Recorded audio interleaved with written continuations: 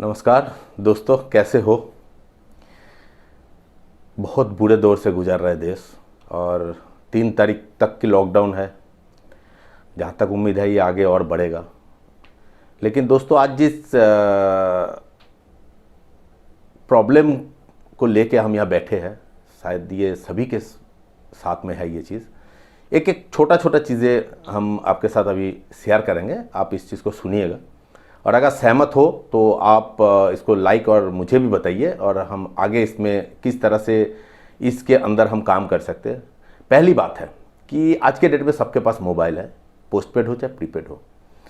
जो postpaid mobile है उनके जो बिल्स हैं, जो भी 500 रुपये से लेके 600, 700, 800 एक मिनिमम महीने का इतना का बिल लोगों को आता है। ये बिल जब पेमेंट नहीं कर पाता है कोई लोग, तो अभी उनके मोबाइल के आउटगोइंग बंद कर दिए जा रहे हैं। ये क्या सही है? इस लॉकडाउन की स्थिति में ये जो इनके कस्टमर है, इतने सालों से इनकी सेवा लिया और इनको पैसे दिए हैं, और इनकी अगर इस महीने किसी की पेमेंट नहीं हुआ, क्योंकि ये हुआ है और लोग इस चीज़ को देखिएगा कि आपके अगर आप पेमेंट इसको नहीं कर पा रहे तो आपकी सेवाएं बंद कर दी जा रही है। इसी तरह आप दूसरे एंगल से देखिएगा कि ये लोगों का अंदर जो नौकरी कर रहा है तो उनकी जो सैलरी है उसमें 30 से 50% तक कटौती हो रहा है। तो वो कटौती करके उनको सैलरी दे रहे हैं, तो हमारे जो बिल्स है इसके अंदर कटौती क्यों नहीं हो रहा है?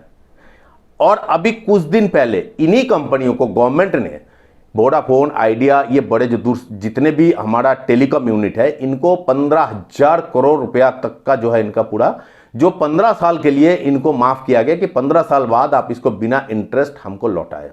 तो ये बेनिफिट तो वो लिया है सरकार से।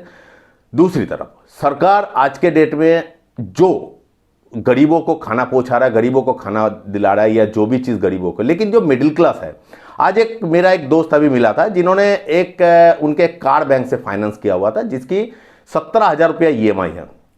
वो 10 तारीख को EMI तो उसके पास था, लेकिन उन्होंने लॉकडाउन की स्थिति को देखते हुए पैसा वो निकाल के घर में रख लिया था ताकि राशन पानी को उसको, क्योंकि मिडिल क्लास को कोई राहत तो पहुंच नहीं रहा है। जो भी राशन पानी हेल्प जो हो रहा है वो गरीबों को हो रहा है।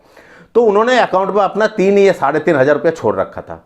30 अप्रैल को वो पैसा भी बैंक ने काट लिया, जबकि गवर्नमेंट ने एक बताए थे कि 3 महीने तक किस्तों को छूट देना। लेकिन ये किस्तों को छूट किस तरीके से दिया गया? आज हमारा इंडिया डिजिटल की तरफ बढ़ रहा है, लेकिन इतना डिजिटलाइजेशन नहीं हुआ। आप आज भी सरकारी दफ्तर में चले जाओ, फाइलों में घूम रहा है। तो यहां पे अगर आपको किसी को छूट देना चाहिए था तो उनके किस्त आपको नहीं काटना चाहिए था। जो किस्त देना चाहता है उनके लिए ऑप्शन होना चाहिए कि आप नेट बैंकिंग के थ्रू या इसके थ्रू ये लिंक भेजो कि आप ये किस्त पेमेंट कर सकते हो अगर आप करना चाहते हो।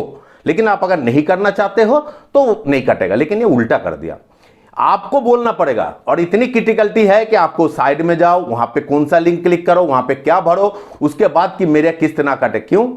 अगर आपको किसी को मदद करना ही है तो आप किस्त किसी का नहीं कटते, जिसको देने वाला है उनके लिए बोल देते कि आप देना चाहते हो तो आप दे दो, हम किसी का नहीं कट रहे हैं। लेकिन ऐसा आपने नहीं किया है। तो आज सरकार जो PM कोष बनाया और इसके अंदर जो मदद की मांग कर रहा है, ये मदद देने वाला कौन है? गरीब तो दे नहीं रहे, ठीक है ना। अपर क्लास वाला और मिडिल क्लास वाले ही दे रहे हैं। तो अपर क्लास वाले के अंदर ये जो जब मैंने टेलीकॉम यूनिट की बात बताया, इन्होंने इनकी जो बिल्स पक रहा है या कोई चीज, इसमें कोई कटौती नहीं है, कोई माफ नहीं हो रहा है। अगर पेमेंट नहीं हो रहा है तो कट हो रहा है, लेकिन सैलरी कटौती हो रहा है। तो ये हमसे जो मांग रहे हैं आप, जो कुछ पैसा देने के लिए हम अपना दे भी रहे हैं, 10,000, 5,000, 20,000, जिसकी जितनी सामर्थ्य है, तो ये कहां से देंगे? उसके बाद हमारी एक दोस्त है जिनकी टेंट की व्यापार है।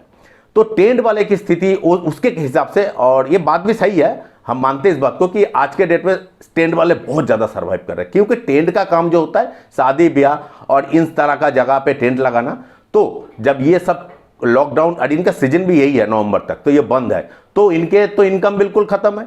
अब इनके जो किस्तें वगैरह ये सारे चीज चल रहा है, ये कहां से पेमेंट करेंगे? इनके अंदर जो काम कर रहा है ये कहां से पेमेंट करेंगे?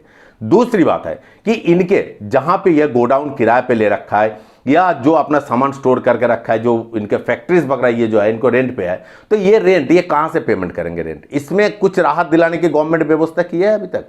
गवर्नमेंट को अगर प्रॉपर तरीके से अगर लोगों को मदद करना चाहते हो तो उस मदद को आप प्रॉपर तरीके से लोगों की दर्द को समझो और वो मदद करो। और खास तौर पे मैं ये टेलीकॉम कंपनी को बोल रहा हूं कि ये अपना बिल एक दिन या 2 दिन ये ड्यू हो जाता है, ये उसके आउटगोइंग बंद कर देता है, उसके बाद इनकम। क्यों? इन 3 महीने का बिल ये बाद में भी ले सकता है, क्योंकि और जबकि इस 3 महीने में इनके अंदर जो काम कर रहे हैं वो सरकार का उस फैसिलिटी का फायदा ये लेंगे, क्योंकि इनको सैलरी में सरकार ने बोला है कि 30% या 50% कटौती करके देगा, तो कटौती करके जे देगा। दूसरी बात है, बैंक अभी भी रिकवरी के लिए जो लोगों को फोन कर रहा है, ये नहीं करके, ये अगर बैंक सबकी किस्त नहीं काटते और फोन पे लगा देते कि आप किस्त देना चाहते हो, जो देना चाहते हो उनके किस्त देने की व्यवस्था कराया जाए, लेकिन ऐसा नहीं किया गया यहाँ।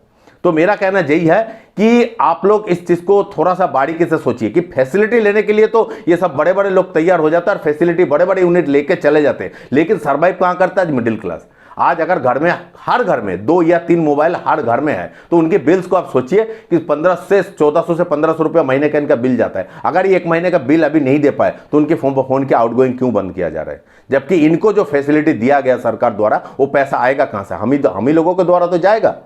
तो आप लोगों को यही है कि आप इन चीजों को सरकार के तरफ थोड़ा सा सरकार को बताएं कि सरकार इन चीजों पे थोड़ा सा गौर करे और उन मिडिल क्लासों का और उन लोगों को सोचे जो हम दाल चावल आटा तो सरकार के सहायता लेने नहीं जा रहे ना, हम गरीबों को देने के लिए बोल रहे हैं, अब उनको दो, लेकिन हम कहां से सर्वाइव करेंगे? हमारा एक छोटा सा फोन का बिल अगर हम पेमेंट नहीं करते तो हमारा आउटगोइंग बंद हो जाता है। इस सिचुएशन में ये क्या सही है? एक बार सोचिए और सोच के जो है अंधभक्ति से थोड़ा सा बाहर आइए। इस देश को अगर बचाना है तो मिडिल क्लास को बचाना बहुत जरूरी है। मैं पहले भी मिडिल क्लास के लिए बोल रखा हूं, और अभी एक सर्कुलर और पीछे हमने बताया था कि सरकार ने एक सर्कुलर दिया कि अगर फैक्ट्री में किसी को काम कराना है तो उसको वहां रहने का और खाने का व्यवस्था उनको करना पड़ेगा। तो इसके ऊपर लोगों ने थोड़ा आपत्ति जताया था, लेकिन मैं ये कहूंगा ठीक है कि अगर हम उनको रहने खाने की वहां व्यवस्था कर रहे हैं, वो 8 घंटे की जगह 12 घंटा काम करेगा, तो हमारा 4 घंटे एक्स्ट्रा काम करेगा, हमारे खाने पीने के उसके इंतजाम हमारी तरफ से हो जाएगा, कोई दिक्कत नहीं है, लेकिन पेमेंट हम 8 घंटे का ही करेंगे। तो अगर इस चीज में आप सहमत हो तो मैं जो भी चीज बोलता हूं इसके अंदर अगर आपको सही लगे तो आप मुझे सपोर्ट कीजिए और मुझे आगे मेरा वीडियो को बढ़ाइए ताकि लोग सुन पाए कि मैं क्या कहना चाह रहा हूं। और आप भी कुछ कहना चाहते हो तो आप मेरे इस वीडियो लिंक में नीचे कमेंट में बताइए, मैं उस चीज को आगे लोगों को बताऊंगा। Thank you.